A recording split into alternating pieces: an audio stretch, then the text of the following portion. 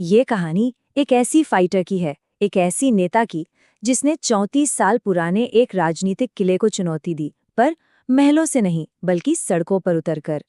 तो चलिए देखते हैं कि उन्होंने ये सब आखिर किया कैसे।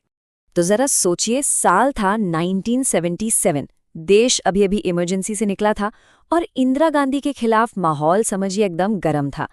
इसी बीच बड़े नेता जयप्रकाश नारायण कोलकाता में एक रैली कर रहे थे और तभी अचानक एक 22 साल की लड़की उनके काफिले के सामने आकर सड़क पर लेट जाती है। कौन थी वो थी ममता बनर्जी। और बस यहीं से उनकी पहचान बन गई, एक ऐसी नेता जो अपनी विरोध के लिए किसी भी हद तक जा सकती थी।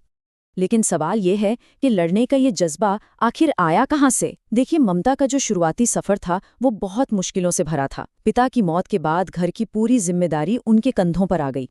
आप बस सोच कर देखिए, सुबह 3:30 बजे उठना, फिर घर का सारा काम, भाई बहनों को संभालना और उसके बाद कॉलेज जाना। और बात यहीं खत्म नहीं होती।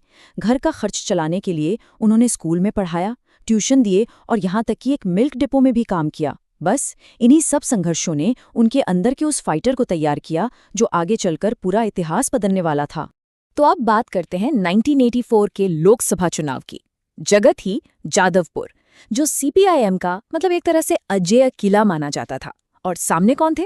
दिग्गज नेता सोमनाथ चैटर्जी। हालत ये थी कि कोई भी कांग्रेसी नेता उनके खिलाफ चुनाव लड़ने को तैयार ही नहीं था। तब जाकर पार्टी ने एक बिल्कुल नए चेहरे को आगे किया, ममता बनर्जी। ये लड़ाई एक दिग्गज और एक युवा फाइटर के बीच की थी। और नतीजा ऐसा था कि सब हैरान रह गए। ममता बनर्जी ने सोमनाथ चैटर्जी जैसे बड़े नेता को 19,660 वोटों से हरा दिया। अब सवाल ये है कि कैसे? तो भाई, उनका प्रचार का तरीका ही निराला था। वो रैलियों में चैटर्जी को मामा कहकर बुलाती, मजाकिया किस्से सुनाती और इस तरह वो सीधे लोगों के दिलों में अपनी जगह बना रही थी। उन्होंने ये साबित कर दिया कि राजनीति में कभी-कभी बड़े अनुभव से ज्यादा जुनून और जनता से सीधा कनेक्शन काम कर जाता है। लेकिन देखिए, राजनीति का सफर कभी भी सीधा नहीं होता। एक बड़ी जीत के बाद हार भी आई और इस बार विरोध की उन्हें एक ऐसी कीमत चुकानी पड़ी जिसने उन्हें हमेशा के लिए बदल कर रख दिया।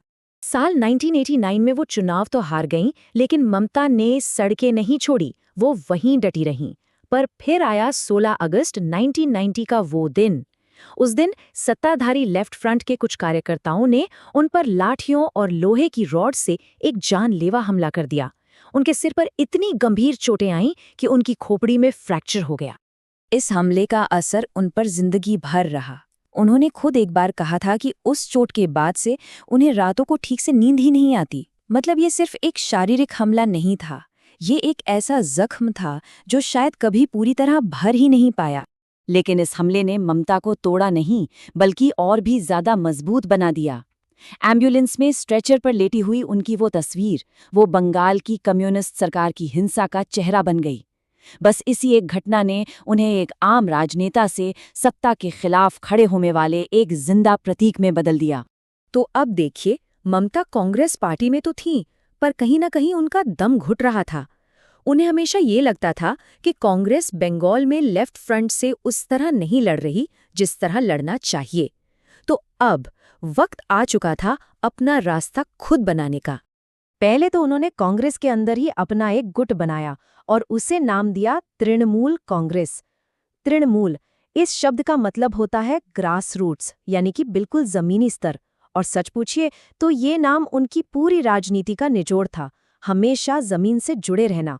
तो आखिर कांग्रेस से उनका मोहभंग क्यों हो रहा था? देखिए, कई वजहें थीं।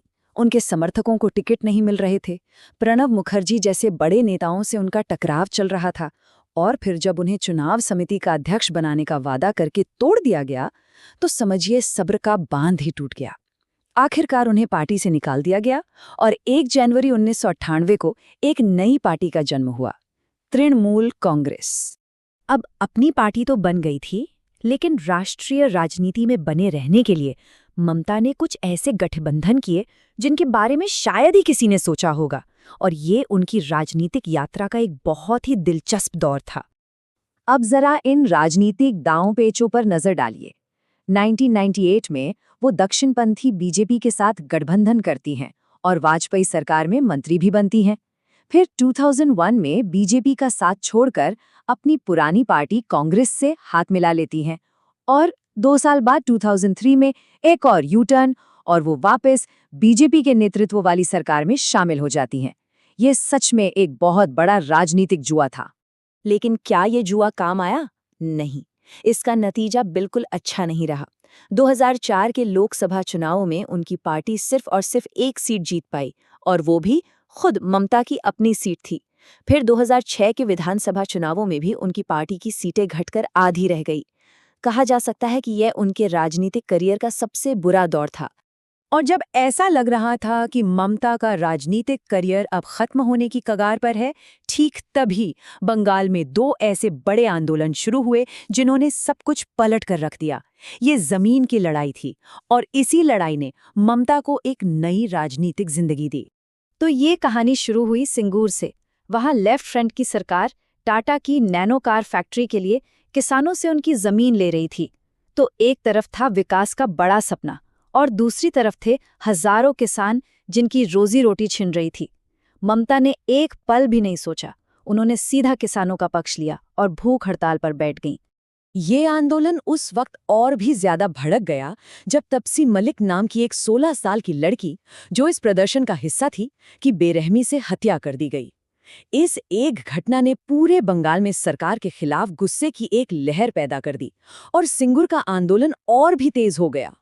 और सिंगूर के बाद आया नंदीग्राम।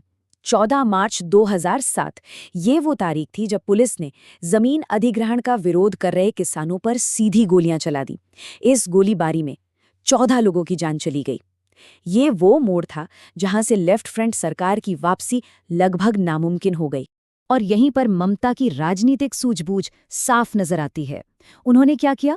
उन्होंने लेफ्ट फ्रंट के ही हथियार उन्हीं के खिलाफ इस्तेमाल कर दिए। किसानों, मजदूरों और गरीबों के मुद्दे, जो हमेशा से वामपंथ की राजनीति का आधार रहे थे, वो सारे मुद्दे अब ममता ने अपने हाथ में ले लिए। नतीजा, वामपंथ का जो कोर वोट बैंक था, अब वो ममता के साथ आकर खड़ा हो गया था।